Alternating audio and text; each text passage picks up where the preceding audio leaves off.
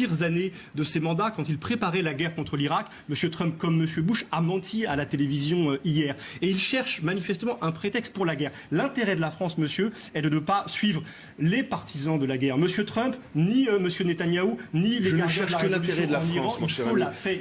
Ni les gardiens de la révolution en Iran, il faut la paix. 70 pays dont une majorité de dictatures animée par une obsession. Instruire le procès d'Israël, unique démocratie de la région, en première ligne contre le djihadisme. Mais quel crédit votre gouvernement peut avoir après l'abstention honteuse à l'UNESCO sur une résolution islamisant le mont du Temple et le mont occidental à Jérusalem, après la mise en œuvre d'un étiquetage et d'un boycott des produits israéliens, des concessions réciproques et l'acceptation préalable d'Israël comme État juif?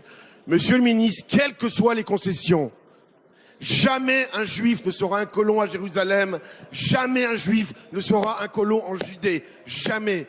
Aujourd'hui, concrètement, l'Iran veut détruire Israël. L'Iran a bombardé Israël ce matin. Comment mais non? Non, il le dit. L'Iran, mais monsieur, l'Iran organise chaque année. S'il vous plaît, j'essaie l'Iran a de vous bombardé donner des le faits. Golan, monsieur. Le Golan est un territoire occupé par Israël. Non, c'est faux. Le Golan occupé par Israël. Non, c'est faux.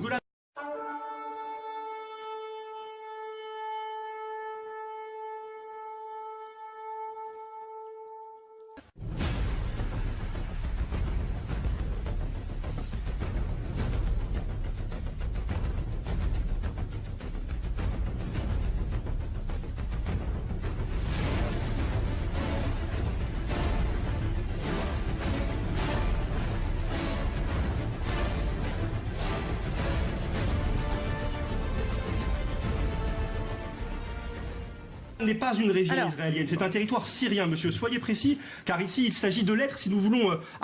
Mais qu'est-ce que c'est la Syrie aujourd'hui? Avec les 500 000 morts qu'on a vus, la Syrie a une stabilité en Syrie. 500 000 morts, imaginez-vous. Vous voyez dans quel engrenage vous êtes? Vous êtes dans un engrenage qui va vers la guerre. Vous avez l'obsession, vous avez une seule obsession. Vous avez l'obsession.